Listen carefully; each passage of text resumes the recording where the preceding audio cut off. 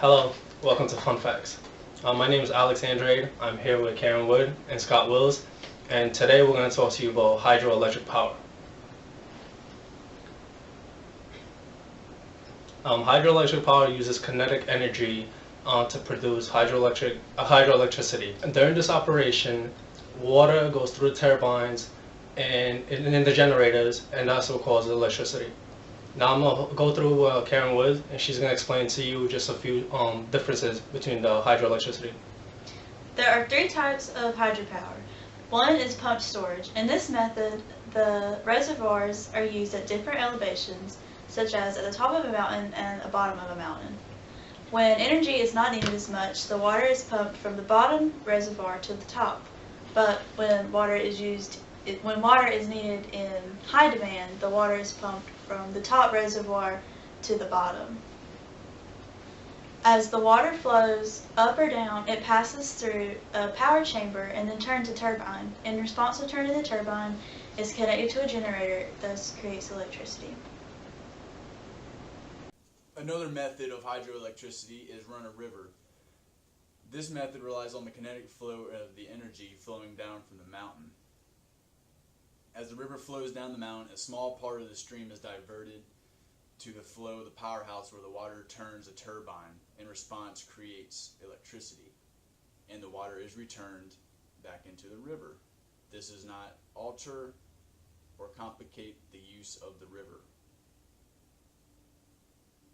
Because of this method, no need to construct a massive plant is required. The last type of hydropower is damming rivers. This involves building a wall that regulates the flow through a dam.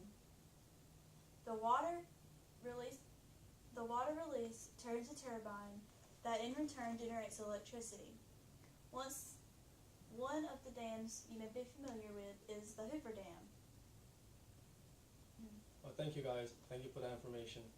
Now on to our next part, which is the advantages and disadvantages. The advantages of hydroelectricity is flood control, electric generation, and crop irrigation. The disadvantages, however, are population displacement, sediment buildup, risk of failure, and distribution of fish migration patterns. Yeah, there we go. In regards to fish migrations, the dams keep the fish from flowing up and down the river during seasonal migration periods. This can cause an impact on the local fisheries and or people who rely on the fish for food.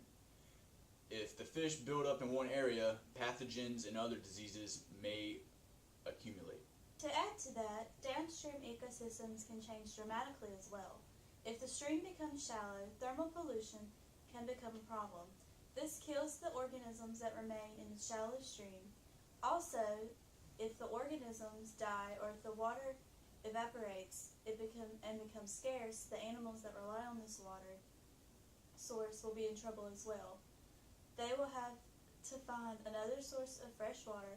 Another constant risk with dams is the chance that they might break. If a dam were to break, it could flood the downstream habitats in a huge tsunami of water. This can cause a great number of people to relocate to another location. Thanks again for the information, guys. Now that we know how the energy is used, let's talk about the countries that use them. Hydropower makes up 20% of the world's usage, with China being number one. The US is number 4 in the world, and Sweden is number 10. Funny that you mentioned China, Alex. China has built the largest dam in human history, called the Three Gorges Dam. It is located on the Yangtze River in China. This river flows from central China all the way to the mouth in Shanghai. This dam has predicted to produce more than 15% of China's energy alone, making this one of the most efficient dams in the world. With this dam being such a benefit to the Chinese, it also has its disadvantages. It causes many mudslides, flooding, and relocalization of the population on the river. That's very true, Scott. But aside from the unintended consequence of the dam, China also produces 10% of the hydroelectricity in the dam. That is a lot of electricity. There we go. but when talking about the United States, we generate about 7% of our total energy from the use of hydropower. One of the most well-known dams in the United States is the Hoover Dam. It is located along the Colorado River at the Colorado and Arizona border. The dam is named after the President Herbert Hoover and is 726 feet tall. It contains 17 turbines that are capable of powering 1.7 million homes. That's a lot of power. It's a big dam. Yes, Karen, you're right. That is a lot of power. Here's a fun fact for you. Sweden can provide about 50% of its power from hydropower. Wow, really? That's amazing. Yeah, I know, right? In 2010, they produced about 67,000 gigawatts of energy from hydropower. This made them the biggest producers of hydropower energy in the Union, and also they are the 10th largest in the world. Well, that's all our spill on hydropower. Have a nice day. Thank God for water. I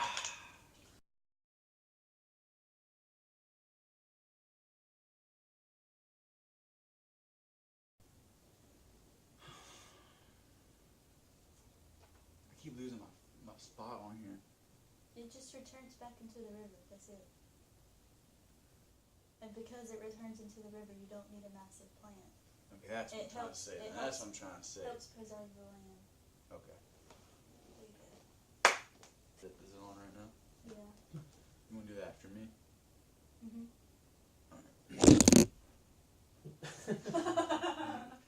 Run a river is also a good method because it does not use the massive. Run a river is also a good method because it doesn't use a giant generating plant to produce power. It uses a smaller, more efficient plant, which saves the environment and the ground. I gave a good little face at the end of that when I said Hoover. It would be so nice if I had my shades on. I'd be like, I know, right? The whole time I'm looking. Really can't fool it now. This is always good to take two. Still recording? Yep, we have 8 minutes. Hey. To add to that, the Three Gorges Dam produces enough energy for China. I don't know why I started saying I that. think That's very true, Scott. But aside, oh my god. This is so good.